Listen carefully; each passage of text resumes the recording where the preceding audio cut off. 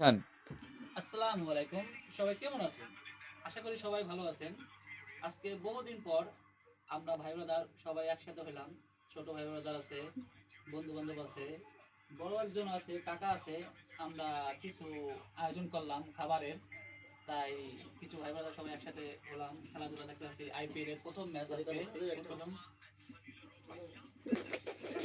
যাই হোক, এখন এই যে আমার ভাই অনেক সুন্দর একটা কথা কইছে, যাই কথাটা শোনার কারণে আমার মনটা ভরে গেছে। আজকে অনেকদিন পরে আমরা এটা মানে যাই হোক খাওয়ার জন্য কি খাওয়ার জন্য এটা তো বলতে হবে। এবার টাকার কথা এখানে কেন বলবো? বিষয় আজকে আমরা একসাথে খাওয়া দাওয়া করবো, এটাই বিষয়। ঠিক আছে, কিন্তু আমার এখানে একটা কষ্ট হচ্ছে যে আমার ভাই এবং আমার বন্ধু রুস্তুম, এদিকে ভিডিও নিয়ে এদিকে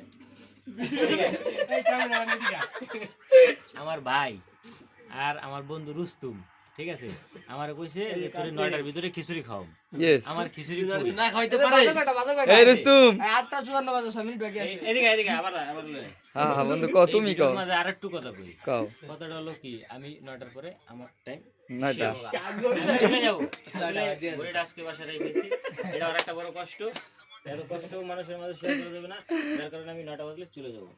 রুস্তুম বন্ধু, দেখেন তুমি কিছু বলো এখানে। আচ্ছা আনিস বন্ধু, তুমি কিছু বলে দাও।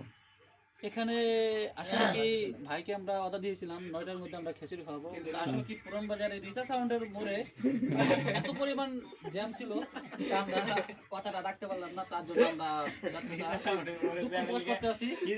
তাই আমার ভাইয়ের কাছে আমরা ও না খাইতে মাপ যাইলে গিয়া। চাচ্ছি, আমাদের মাফ করে দেন। কিন্তু আপনাকে আমরা খাবার দেবো, এই কথা আমরা দিলাম। কালকে আপনার স্থানে আপনার কাছে খাবার সহি সালামতে পৌঁছে দেবে। আমি তো গরম গরম খাইতাম না।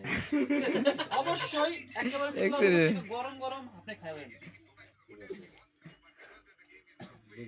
আমার মনে হয় বিমানে যাবি, বিমানে না না না বড় হয়ে গেছে ভিডিও।